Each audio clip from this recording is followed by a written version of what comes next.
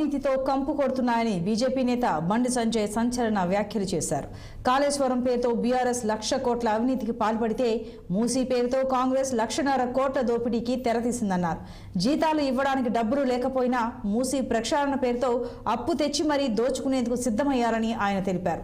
హైడ్రా తీరుతో ప్రజలు అసహించుకుంటున్నారని, ఇదేనా ఇందిరమ్మ పాలన అంటే అని ఆయన ప్రశ్నించారు. ప్రజలకు నిలువ నీడ లేకుండా చేయడమే ఇందిరమ్మ పాలన అని ఆయన మండిపడ్డారు. హైడ్రా విషయంలో ఇలా కొడుతో తలగొక్కకుండా పరిస్థితి ఏడుస్తున్నారు జనం. రోజు 2-3 వీడియోలు వస్తున్నాయి.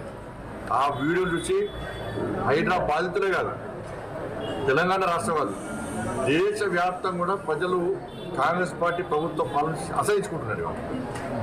అన్ని డాక్యుమెంట్స్ ఉండి అన్ని అనుమతులు ప్రభుత్వమే ఇచ్చి పేదోళ్ళు ఇల్లు కట్టుకున్న ఇళ్లను గంట లోపల కూల్చి ఎలాంటి నోటీసులు కూడా కూల్చేయడము, ఇది ఎంతవరకు కరెక్ట్? ఇది నిలువ నీడ లేకుండా పేదలు చేస్తున్నారు. ఇందిరమ్మ రాజ్యం అంటే ఇదేనా? కాంగ్రెస్ పార్టీ స్పష్టం చేయాలి. అంటే పేదల ఇల్లు కూర్చోవడం ఇందిరమ్మ రాజ్యమా? 6 గ్యారెంటీలు ఇస్తా చెప్పి హామీ ఇచ్చి మోసం చేయడం ఇందిరమ్మ రాజ్యమా?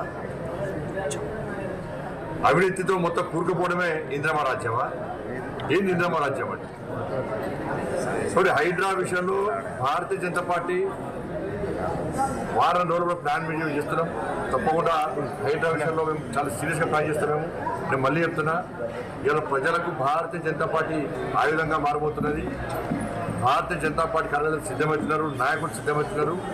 హైడ్రా బాధ్యతకు అండగా ఉండడానికి ఈ రాక్షస ఆలోచనను, ఈ మూర్ఖత్వపు ఆలోచనను, ఈ దుర్మార్గపు మనసును పక్కకు పెట్టి ఒక మానవత్వంతో రాష్ట్ర ప్రభుత్వం ఆలోచించాలి. హైడ్రా విషయంలో ఇలా కాంగ్రెస్ పార్టీ ప్రభుత్వం హైడ్రా విషయంలో ఇలా కొడుతో తలగొక్కకుండా పరిస్థితి.